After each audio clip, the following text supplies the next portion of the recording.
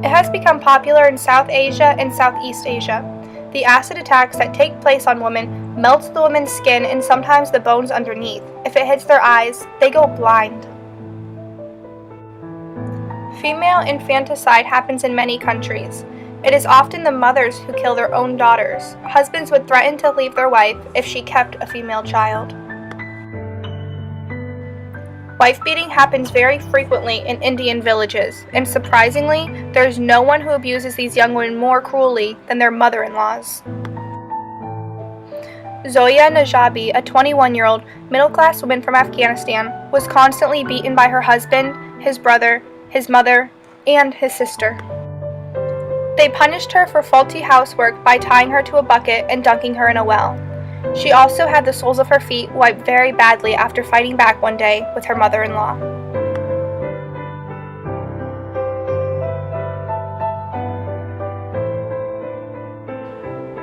A study from the World Health Organization found in most countries between 30 and 60% of women have experienced physical or sexual violence by a husband or boyfriend.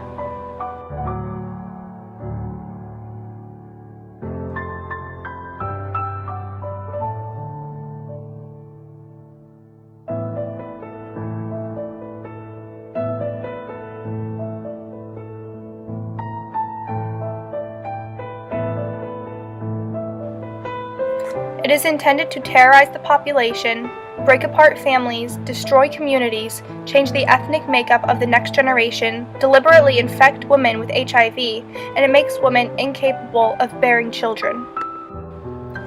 There is a tactic used with rape in war. Women are seen as reproducers and caregivers, so if soldiers want to gain control or ruin societies, they impregnate these women from other communities as a sense of destroying them.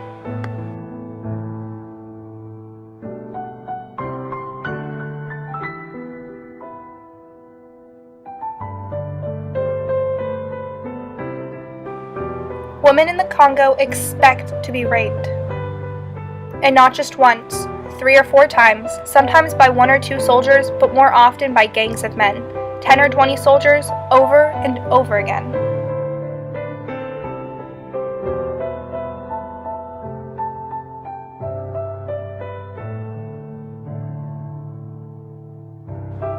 Women in the Congo feel as if they have to walk around in shame while their rapists walk around free. They feel doubly victimized by their lack of injustice and the law not being able to protect them. Laws can help, but the way people in these countries think is what really needs to change. They need to be educated and they need to think differently. A way for them to become educated is to have schools, or the City of Joy. Eve Ensler, founder of V-Day City of Joy, has been to the Congo, and after seeing many of the atrocities that occur there, she knew that she had to do something.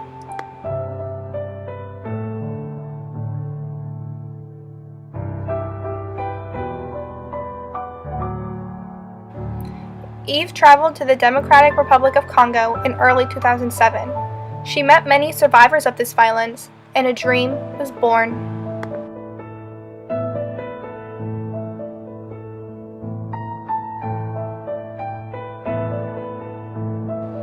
Construction started in August of 2009 down the road from the Panzi Hospital.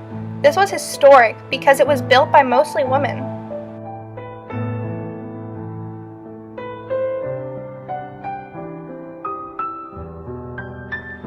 The City of Joy is for women like Alphonsine. Alphonsine was a thin, poised, and calm woman whose story is one of the worst to be told. While walking through the forest one time, she encountered a soldier who followed her and forced her to lie down. He threatened to kill her, and she tried her hardest to fight him off. The soldier went for his rifle, pointed it on the outside of her vagina, and shot into her. Alfonsine's colon, bladder, vagina, and rectum were almost completely gone and very destroyed. It took 6 operations to fix the damage that had been done to her. The tragedy that Alfonsine suffered led her to want to study nursing and help others. Many celebrities support V-Day/City of Joy, such as the following.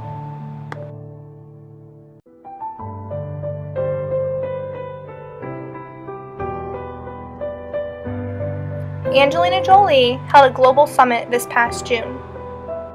The Global Summit to End Sexual Violence and Conflict aimed to launch a new international protocol for documenting and investigating sexual violence and conflict, and encouraging countries to strengthen domestic laws to enable prosecutions, to train soldiers and peacekeepers to prevent sexual violence, increase funding to support survivors of sexual violence, and change attitudes towards rape and conflict. In the end, this summit was the largest gathering ever brought together on the subject, with 1,700 delegates and 123 delegates, including 79 ministers.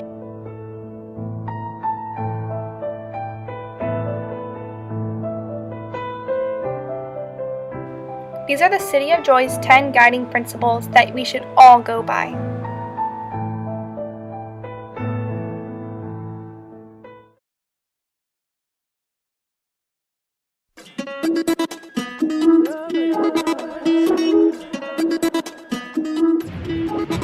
You can volunteer, donate, organize a V-Day event. Go to their website to find out all the ways that you can help, because we can all help. How will you make a difference?